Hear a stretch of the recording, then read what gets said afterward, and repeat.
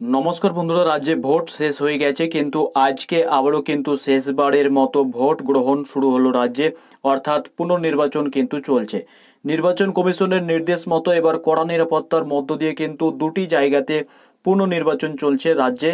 আর সেই দুটি জায়গা হচ্ছে উত্তর চব্বিশ পরগনার বারাসাত লোকসভা কেন্দ্রের যে দেগঙ্গা বিধানসভা রয়েছে তার অন্তর্গত রয়েছে 61 নম্বর বুথ কদম্বগাছি সর্দারপাড়ার একটি, এবং আরও একটি রয়েছে দক্ষিণ চব্বিশ পরগনা জেলার মথুরাপুর লোকসভা কেন্দ্রের অন্তর্গত কাকদ্বীপ বিধানসভার 26 নম্বর আড্ডির মহল শ্রী চৈতন্য বিদ্যাপীঠ বুথে আজ কিন্তু পুনর্নির্বাচন হচ্ছে। আপনাদেরকে জেনে থাকতে হবে যে ভোট গ্রহণ শুরু হয়েছে আজ সকাল থেকেই আর চলবে আজ সন্ধে 6টা পর্যন্ত। আর তারপরে কিন্তু আবারও সমীক্ষা আসতে চলেছে, অর্থাৎ বুথ ফেরত সমীক্ষা। আর কাল সকাল থেকে কিন্তু রেজাল্ট।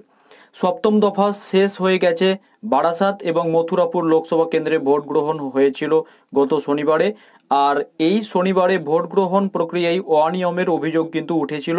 আর সেই অভিযোগকে খতিয়ে দেখে পুনর্নির্বাচনের নির্দেশ দিয়েছিল কমিশন। আর সেই নির্দেশ মতো আজকে কিন্তু সেখানে ভোট গ্রহণ চলছে। রিটার্নিং অফিসারদের কাছ থেকে পাওয়া যে রিপোর্ট, সেই রিপোর্টের ভিত্তিতেই কিন্তু কমিশন এই সিদ্ধান্ত নিয়েছে।